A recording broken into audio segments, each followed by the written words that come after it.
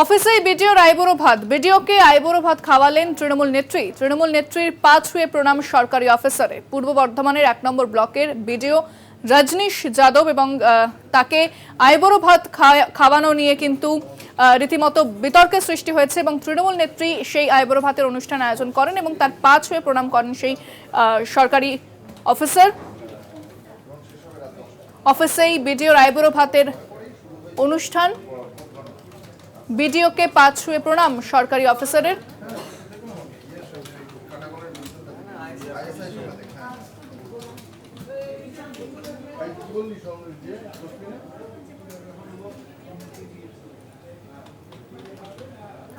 পূর্ব বর্ধমানের 1 নম্বর ব্লকের বিডিও রজনীশ যাদব তার সামনে বিয়ে এবং সেই মতোই আইবুড়ো ভাতের আয়োজন করেছেন তৃণমূল নেত্রী।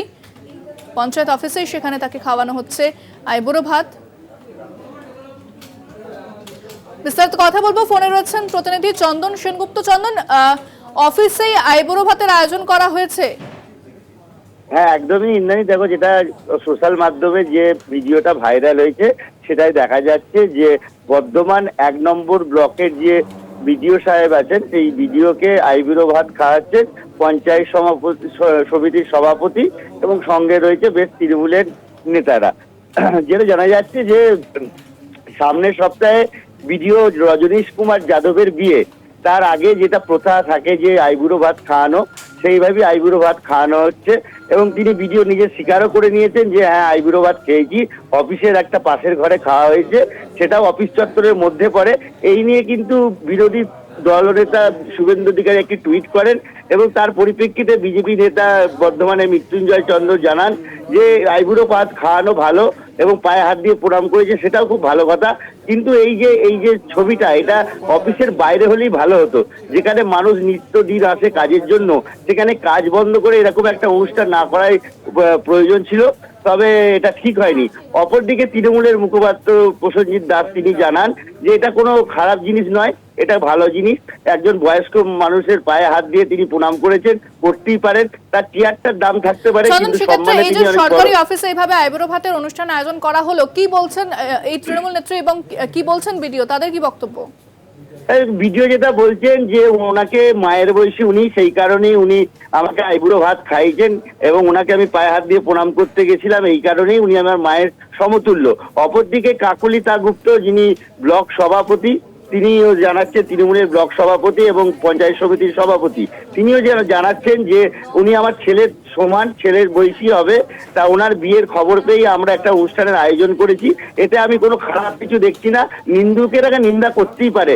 তবে যেটা সমালোচনার ঝড় উঠেছে যে অফিস চত্বরের মধ্যে এরকম আয়োজন না করলেই হতো, এটা বাইরে অন্য কোথাও কেউ করতে পারলে ভালো হতো। ইন্দ্রাণী, ধন্যবাদ চন্দন। কথা বললাম প্রতিনিধি চন্দন সেনগুপ্তের সঙ্গে।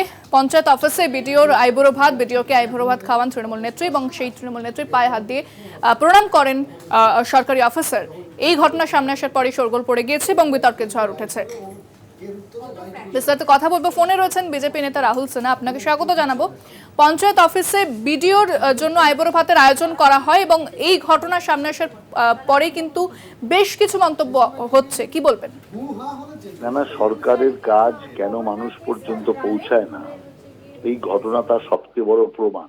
বিডিওর তো কোনো কাজ নেই, সেই জন্য আইবুড়ো ভাত খেয়ে বেড়াচ্ছে। আর আইবুড়ো ভাত দিচ্ছে কে? তৃণমূলের নেত্রী। এর থেকে বোঝা যাচ্ছে যে ওই বিডিও অফিসটা তৃণমূলের অফিসে দাঁড়িয়ে গেছে। অর্থাৎ এই যদি সরকারি অফিসে সরকারি আমলা যদি এই জাতীয় ঘটনা ঘটায়, আইন ভঙ্গ করে, রীতিনীতি ভঙ্গ করে, আমি মনে করি যে স্বাভাবিকভাবেই পশ্চিম বাংলার যে প্রশাসন, তার মান সম্মান বলে কিছু আর থাকে না। অবিলম্বে ওই তৃণমূলের নেত্রী এবং বিডিওকে একসাথে তাদের বিরুদ্ধে কঠোর শাস্তিমূলক ব্যবস্থা নেওয়া দরকার বলে আমি মনে করছি। একেবারে, অনেক ধন্যবাদ।